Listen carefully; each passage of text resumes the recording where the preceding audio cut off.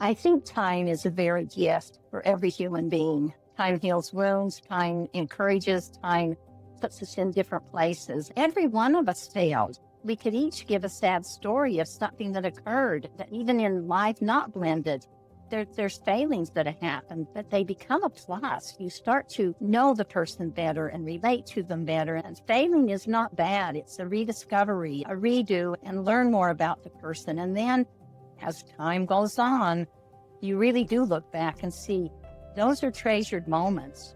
You go better and you do better. There's failings in everything we do. And so use it as a learning. It's a blessing to learn and to rediscover and help the individual. So failing can be a gift, and time does let you know that.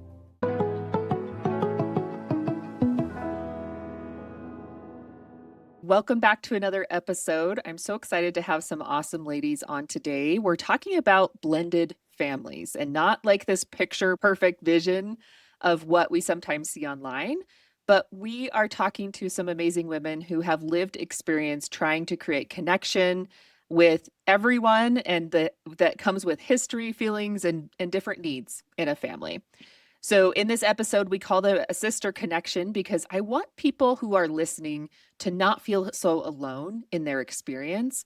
And sometimes when we have experts on, it can feel like, do they really know? Do they really know what it's like to live this? And so that's why I do these sister connection episodes. So, let's start off with some introductions. I would first like to introduce you guys to Amanda. Amanda, would you like to tell us a little bit about you and kind of what your blended family looks like? Yeah, of course. Like Nikki said, my name's Amanda. I live in Layton, Utah, and I got married just over 10 years ago, and my husband already had 3 kids. And so I inherited 3 kids when I got married, and we also have 3 together. So we have 6 total. They range in ages from 19 to 2. And yeah, so we kind of got a big spread there. And yeah, that's our family. I love it. Thank you. Welcome, Amanda. Thanks for coming on. Thank you. All right, Dondra, would you like to introduce yourself and just tell us a little bit about your blended family? My name is Dondra. I'm in West Valley, Utah. My husband and I have been married for 15 years, although we've known each other since about the third grade. We actually came together after 2 prior marriages, both of us. I have 2 children from 2 different prior marriages, and he had 2 children from 2 prior marriages, one who died as a child. So when we got together, our children were actually in their teenager years. So it was a challenge bringing together older children. So that's what my experience is coming from.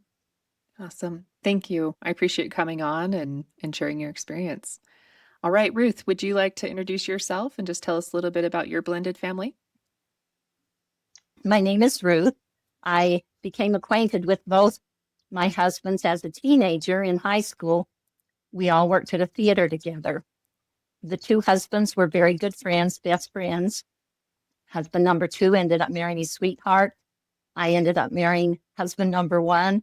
And we were all very dear friends, knew each other, cooked dinner for each other in different nights, and had fun together. We'd go on vacations together.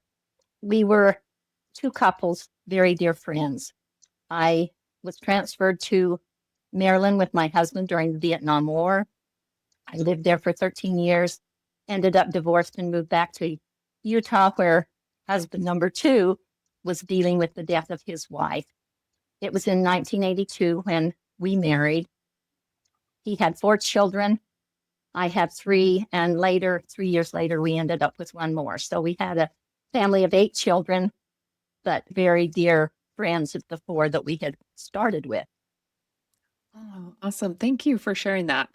I'm excited to hear your guys' stories. I know that there's different dynamics in every blended family. Anybody listening to this may relate with different aspects of each of these stories, but there's no like right way to do things or wrong way to do things. So let's start off with kind of we'll start with you, Dondra. What are some of the difficult aspects of having a blended family? We'll get into kind of the things that make a difference, but let's just kind of focus on these difficult aspects so some women can feel like they're not so alone in this and maybe they're not the only ones experiencing these things. I think one of the biggest challenges when you come together in a blended family is, especially with divorces, I always like to say that you have an ex for a reason, whatever that may be. And oftentimes you're bringing in challenges, and oftentimes it's an emotional challenge that you're bringing in, but you're still trying to be co-parenting. Um, and when you're bringing in 15-year-olds, and my son at the time was just about 18, was moving out of the house. I think the challenge was mostly from them, not wanting to listen to a step parent or provide respect from that point. The youngest, my daughter, was 8 at the time. She seemed to be okay with it, but I think the biggest problem we had was probably from the kids more than it was anything else. That's not my parent. They Yeah. can't tell me what to do. I think that was probably our biggest challenge up front. I think that you can, as parents, come together in the best of co-parenting strategies, right? But you're still dealing with kids who have their own grief process and have adults telling them what to do, possibly, right? Sometimes in their lives. And that can be challenging because the adults can be mature, can make, the best of the world for the kids, but the kids can still be struggling internally. So that can definitely throw a wrench in things when you're trying your best in all areas too. So appreciate that. Thanks for sharing that, Dondra. Ruth, what challenges did you kind of notice in blending families, or what were some of the difficult aspects for you in blending a family? I had the two little boys who were 9 months apart, 2 and 3. And I found that the little boy of my husband, he had lived a life with his mother being very ill, and he was very free spirited. He would go to the cupboard and gather cereal or whatever he wanted as something to eat. He would fall asleep on the back porch. He was a nomad, just going wherever his little body needed. And I realized that I was reacting to him a little bit more harshly than I was reacting to my own blood child. And it bothered me because I knew what this little child had been through. And I finally had to tell myself, before you respond to this little boy and all that he's been through, stop a second and think, what would you do if it was your little boy? And I really had to do that for some time. I would pause because I didn't react normally. He was not my child. I hadn't known him. And it was hard to respond to his needs. And I found being able to think just a couple of seconds prior to responding, it became easier.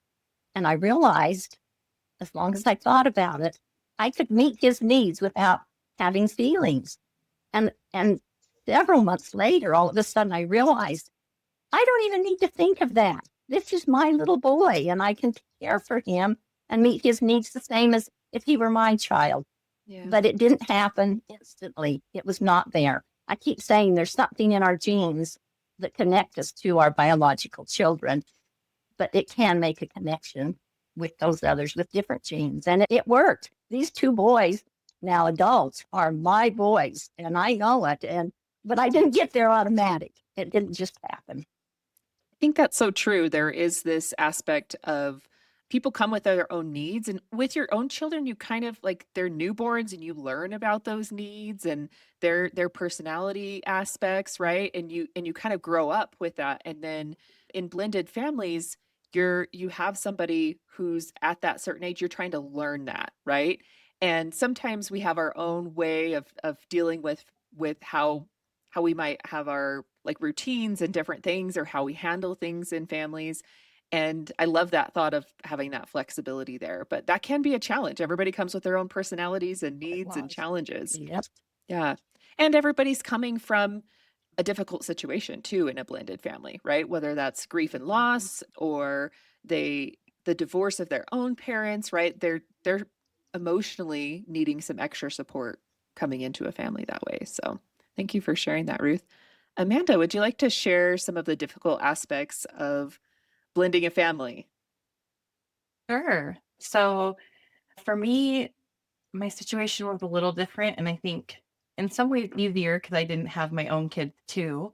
Yeah. And it's, at least for me, it's not hard to love kids. And so loving them came automatically, it came naturally, and I don't think I put enough thought into what it would be like to co-parent with the ex because, like Don just said, they're an ex for a reason. And so there is usually some negative feelings there. And that's been the biggest challenge. We've been married 10 and a half years, and it's still a challenge. It actually has not gotten better. And I always hung on to this hope, like, it's going to get better. It's going to get better. And I come from parents who are divorced also. And I grew up with step parents and but primarily lived with my mom. And I told her one day, I said, you gave me a very unrealistic expectation of what an ex-wife is supposed to act like.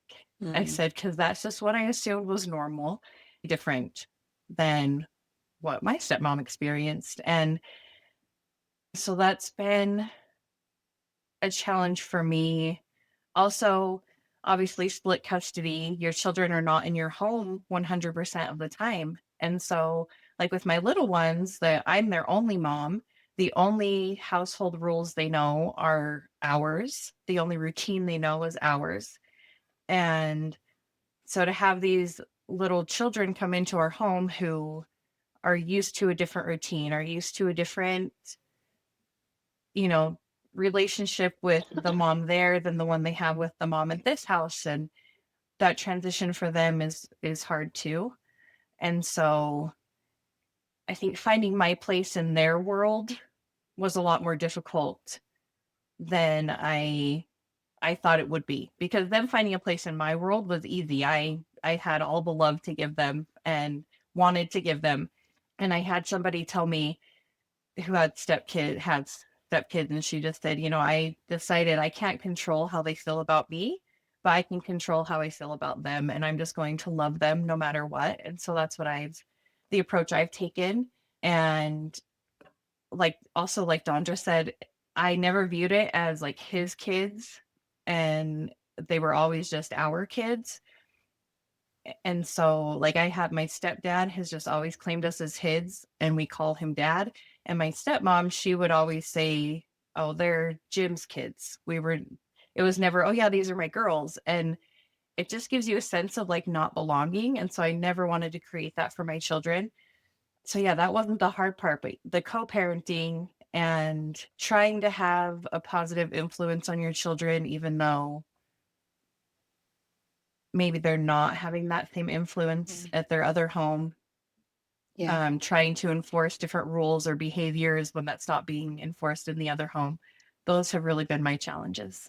I think that's so true, because even like I would parent probably different than all three of you ladies, right? And so if I sent my kids Right. to come stay with you guys, there would just be a different set of rules. We all have different standards and how we handle things, and it may not be good or bad, but it's hard for kids to go back and forth between that, right? And living in one or the other, and to readjust to that because they get used to one way, and then we're coming back over here, whether it's every couple days or once a week or however often that is.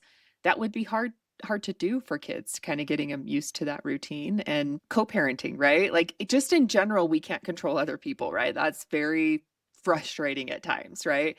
But when you have somebody who is a big part of your life, a really, really big part of your life, right? To co-parent with somebody who Right. maybe doesn't want to reciprocate that respect on the other side, or is difficult to get along with, that can make blending families difficult, because that frustration's there, the stress is there, and that's just kind of an ongoing thing, right? Yeah. Exactly. Awesome. Thank you guys for sharing that. I know we're here to kind of talk about like what the good things, but I think also sometimes when we talk about just the good, women can feel alone because they can feel like, well, that's not my story. My story wasn't always just good, and I just tried these things and they worked out, right? So I think it's important to help women know that every story has challenges. There's going to be challenges in every story. So I appreciate each of you sharing those challenges. But let's start with Ruth on this one. What is one small change that made a big difference in your families connecting with each other when you guys were blending together? I didn't deal with the difficulties that each of the others have stated. A mother was dead, a father was all over the world and never around. And so it was our home, our family, our children, none of this happening to go there, here, dealing with any other choices. It was our home. And I think one of the things I really learned well was that I let the other 4 children realize that I knew their mother, that I loved her. She had been a dear friend to me, and I had done a lot of things with her.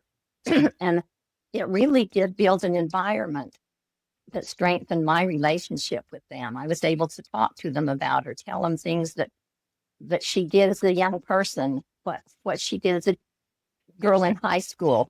And I know not everyone has that blessing to be able to have that relationship, but I did find that as I could make her seem more alive, have her picture around in the home, talk about her, make them picture books of her, that it made me more of a real mother.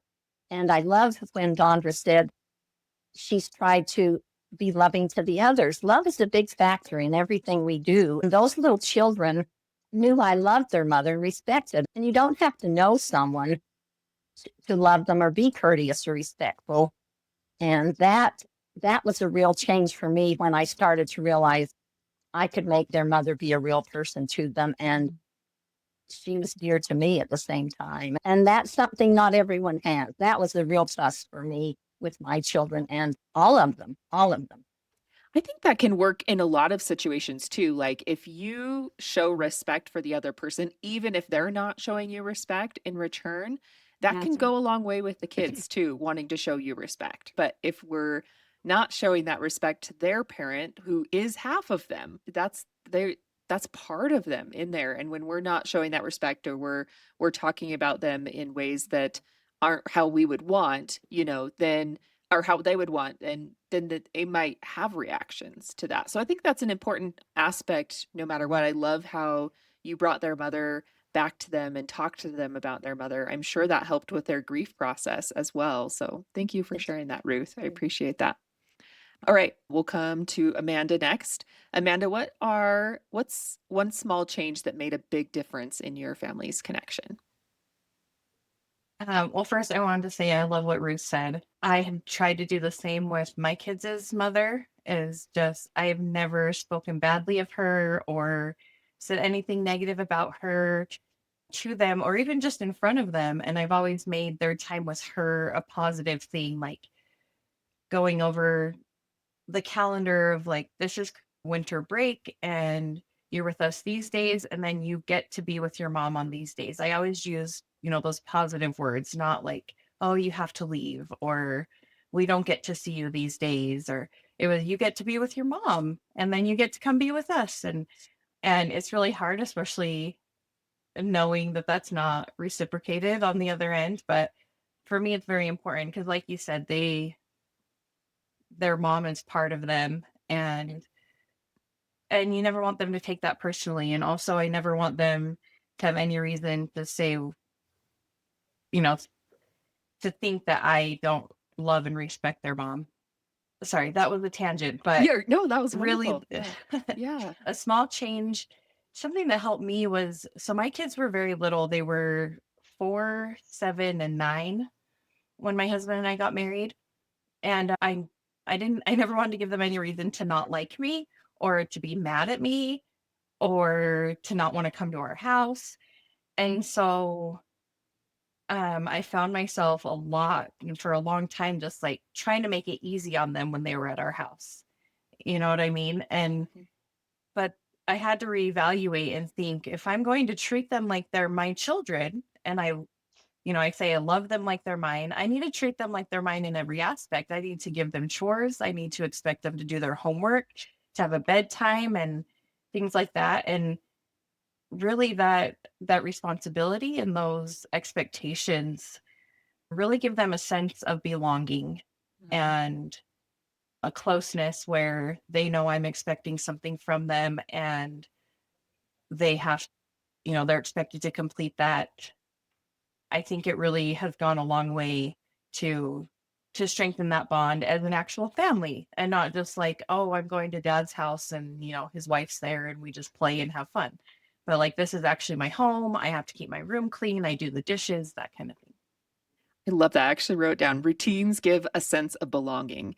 And I think that's so true. Like when they're a part of your world, they don't feel like the visitors, right? They don't feel like they're just guests in your home and they're never a part of the family. But it's like, nope, you're here. You're part of the family. You do what we do. And it does give that sense of belonging. Like I belong here too, and I'm part of your family. So I think that's Yeah. an important distinction in blending your family together. So I appreciate it, Amanda. Yeah. Thank you. Thank you. Awesome. Dondra, anything you'd like to share about small changes that made a big difference in your family's connection? So when my husband and I got together, the first thing that we said, and I actually came from, my mom remarried when I was 2, and my stepdad was the only parent that I ever had. So I didn't know my biological father. So I was a stepchild, but I was raised in the family that you didn't have stepchildren. So and so that was my mentality. So when I married my husband, that was exactly what it was. We just had children. We didn't have stepchildren. And so the challenge is bringing on all the parents and saying we're a family, whatever that dynamic is. And so you try and garner respect from the other parents. And immediately I went to my husband's ex-wife and I said, look, I'm not your enemy and you don't have to like me, but I'm going to love your daughter and she's going to be my daughter and this is what we're going to do. And how can I support her and support you in being, a parent to this child of yours. She was 15 at the time, and we're all women here, so I don't know what 15 was like for you, but 15 was challenging for me. And so immediately, and we married in June, and I remember that first Mother's Day following, I sent her flowers and I said happy Mother's Day, and I thanked her for letting me be a part of her daughter's life. And I think that was the first time that it was kind of like, oh, okay, maybe Dondra's not so bad, Yeah. and on the opposite side, my ex-husband and I had a very difficult time communicating, and it actually was easier for my husband to be the go-between as it pertained to visitation with my youngest. I could say, you know what, I can't talk to him. I can't talk to him. And so I was able to say, hey, Roy, you know what? Will you call him and, see?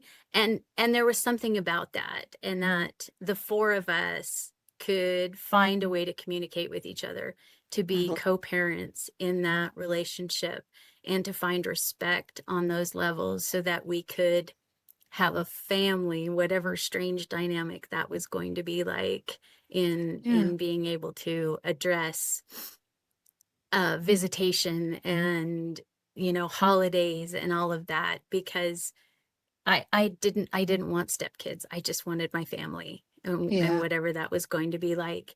And it was odd that first year. I remember Christmas rolled around and I told my husband, Roy, I said, hey, you know what?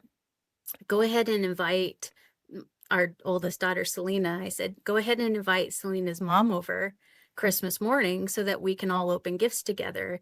And I thought he was gonna just joke. He was like, I'm not inviting my ex-wife over. And I said, no, what, she has gifts, Selena has gifts under the tree, and let's do this. And he was like, oh my gosh, no, we can't do that.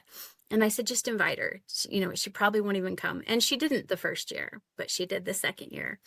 And that was, I think that was maybe something unusual that, and I've had friends that were like, how could you do that? But that was something that I did because it was important for not only for Selena to see that we were going to try something, but it was also to garner the respect among the four parents that we could try and get along. I love that. Most of the time in divorces, mom usually has majority of the custody. So it was the same with us. So Selena spent most of her time with her mom, and we had, every other weekend. And then, I had my two. And so it was important for us to figure out ways to make our time together important. So the first thing we did is we threw out all of our holiday traditions. And so when it came to holidays, we decided as a family, we sat down and we created our family holiday traditions. So we literally threw out all of our superfluous Christmas decorations, and we went on Christmas, our first Christmas together, and we bought Christmas decorations that were important to all of us, and everybody got to pick what was they loved. And so that Christmas we decorated the strangest tree ever. My youngest was, in a goth stage. She was 8, and so we did that, and that was one week. And so we decided what was important for them for holidays. And we found that everybody loved Halloween. So Halloween became the holiday that was important to us more than Christmas, because Christmas kind of was split. Like Amanda said, half a Christmas break was with mom and half was with dad. And so, you never got to open Christmas presents on the same every year. So, but Halloween, we got Halloween every year together. And then, so that creating a new tradition that was just ours was important. And then the second thing that we decided was extended family. So everything we did, we invited all of Selena's grandparents, all of even my parents became, the new Nana and Papa, and titles became important. So everybody had their titles. So every grandma and grandpa or great grandma and grandpa, they all got invited to every event, whether it was at our house or whether it was at their house. My parents became Selena's set of extra grandparents. And so the extended family, I think that by incorporating them, it just reinforced that it was just one big family. And there was, again, like I said, there was no steps. And so those were the two things that we made sure to incorporate, just those small little things. I love that. Create new family traditions together. That's actually a really great grief technique we talk about when we're doing grief work, is that just create new traditions together that create the sense of this is how things are now. We can honor the past, but let's bring something in that each of us want to continue with that. So I love that, Dondra. Amanda, you wanted to add something to that? I did. I just love what Dondra said about the extended family. We've done the same with our family, in a way that, like, my family, they've just accepted my extra kids as part of the family. And, all of our family vacations and traditions and things that we do, they're taken into consideration. We always, even like Christmas with my grandparents, aunts, uncles, the first question is, well, when does Amanda have her kids? To make sure that they're always there. And it's really gone a long way, especially right now as they're teenagers and some of our relationships are a little strained. They still, like, my annual family reunion is one of their favorite weeks of the year. And even our oldest, he was really mad at me a couple of years ago, but he still came and he still made sure he came. And we were able to just spend time together. And this year for Christmas, he's actually in the army now, and he got to come home for Christmas. And the first thing he did, he called me and was like, "Hey, when's the family Christmas party? I need to make sure I don't plan anything else that day," because he wanted to see his cousins and aunts and uncles and things like that. So I think extended family can go a long way to help them feel included in one cohesive family. Oh, that's so true. I love how having your extended family also really be aware of, we need to make sure that we're all together too, and making that happen can make people feel like they really truly belong to the extended family as well too. So thanks for It's funny, my mom, so my Selena's 2 boys, so my 2 grandsons, obviously they're not biologically mine, but my grandson Jude the other day was doing something, and my mom, obviously no blood relation, and my mom, she says, "Oh, Jude, you get that from my side of the family." And we all just stopped, and I thought, it's so ingrained in all of us that my mom, who's 84 years old, that it's second nature to her. They're And I just thought, part of the family. I've Yeah. done my job. I love that. I love that. And I think, you know, everybody's at a different point as they're listening to this episode. They may be at the beginning of blending a family. Maybe they're years in. Maybe they're, you know, like you said, they're having grandkids and we're still blending the family in that way too. So Dondra, let's start with you. What's one thing you would say to the woman who's blending her family right now, but feels like she's failing, just doesn't feel like she's making a difference? What would you say to her?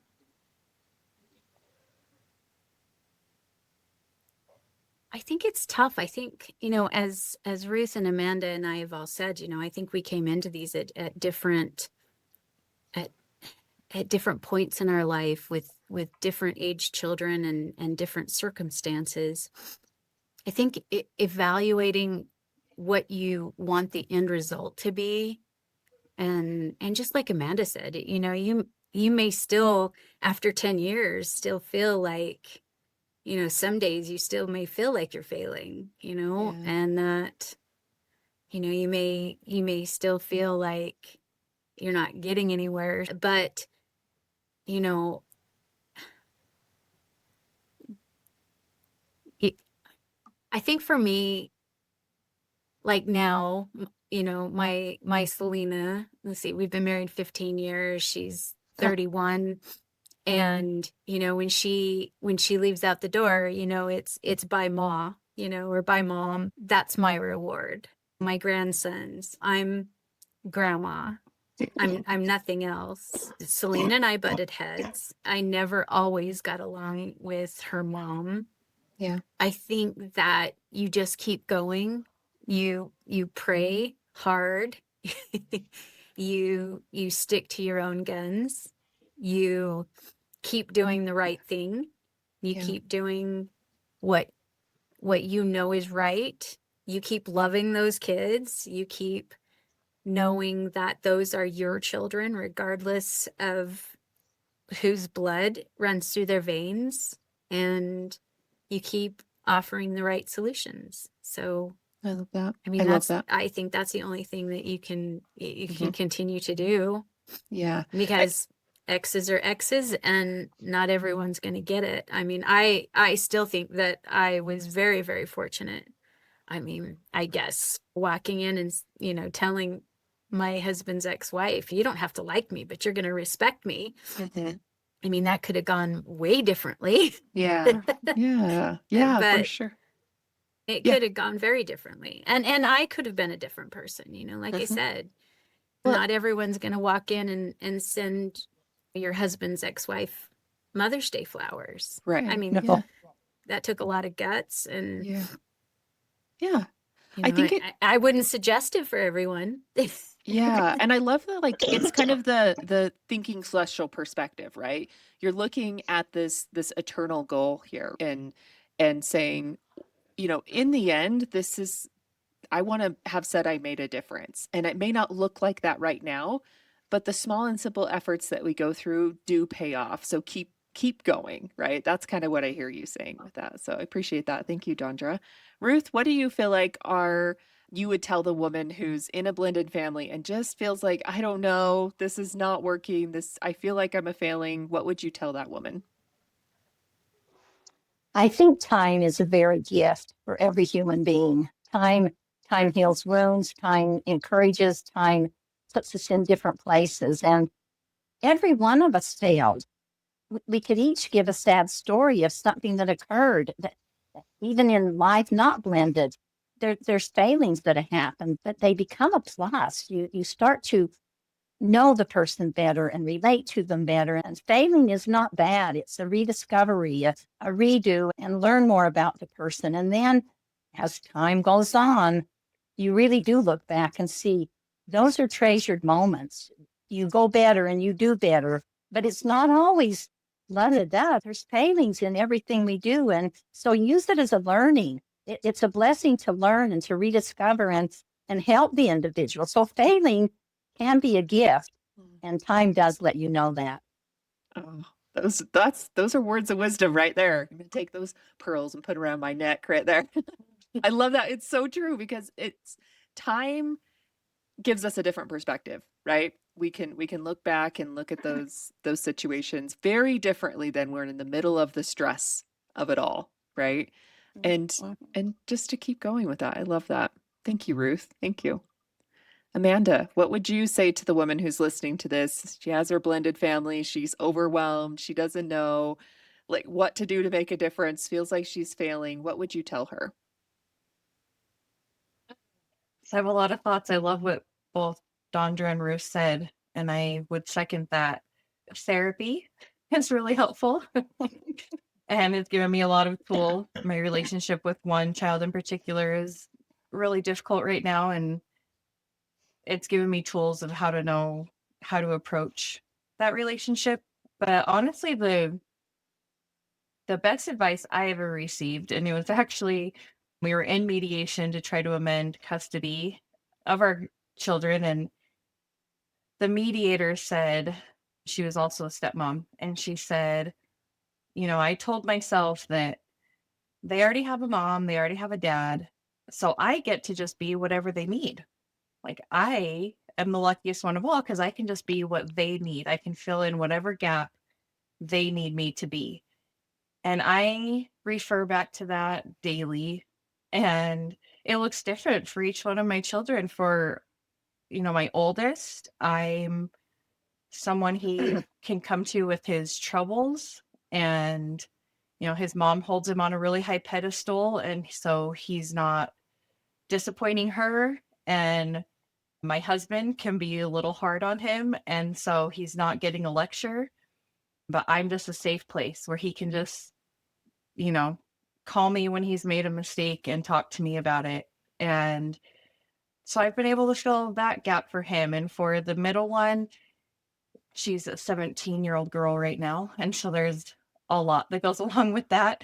And for her right now, even as hard as it is, sorry, it makes me emotional because I love her so much. I'm the person that she gets to be mad at right now and that she gets to not like because her mom's really hard and but her mom's also her safe place, and so she can't really rock the boat there. And I think she has anger at her dad for the divorce, but she doesn't really know what to do about that and still wants to have a good relationship with him. And so I'm kind of just the one that gets all of that. I think anger and negativity. And it's been about 2 years now that she doesn't even want to come to our house. And it's been really heartbreaking for me as someone who really does love them like my own children. But I'm also grateful that she has that outlet, and I'll be that person for her. And I still let her know that I love her. And I texted her yesterday, I just want you to know I love you. And she liked it. And that was like huge. She hasn't even responded or reacted to a text of mine. And like, I think the last time she texted me was my birthday, which was almost a year ago. And so it was huge that she even just liked it, me Yeah. saying I love you. And so just being that constant, and like, I think it was Dondra who said, you just don't stop loving them. Yeah. And for the youngest one, he's just sweet and loves everybody. And he's 14, and I don't really know yet, I think, what he needs me to be. So I'm just there and I just support, his sports and stuff like that. But so sorry, that was very long winded, but basically just to be, you can be what they need you to be. And if Yeah. they don't need you to be, like, I wanted to be hands on, full time mom, and that's not what I got. And it's been heartbreaking, and I've had to grieve the loss of my idea of what our family would look like, and I've had to grieve the relationship that I wish I had with each one of them. But I also really love the relationship that I do have with each one of them Yeah. in their own way. Yeah. I love that. Be what they need you to be in that moment.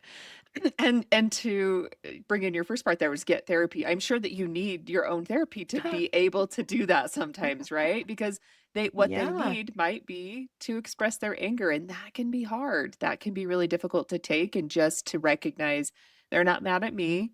They just have a difficult situation. And so get your own support so that you can be what they need you to be. I love that. 100%. I And love can I that. add one more thing is to just support your spouse and their relationship with their biological children Mhm. as well.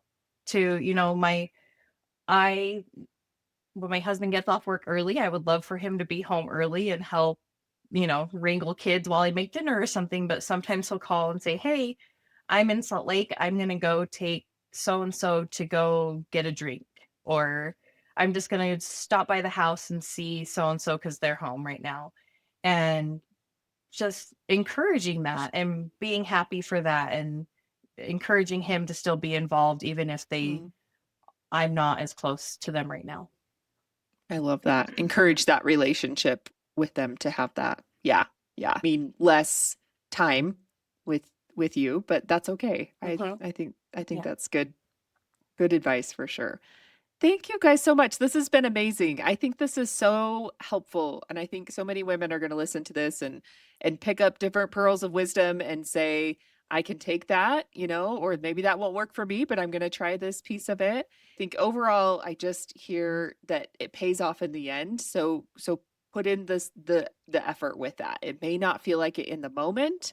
It may not, you may be overwhelmed, but keep putting in that effort because it will make a difference in the long run. And I love does. that. I It love that. does. Thank you guys so much. I appreciate it.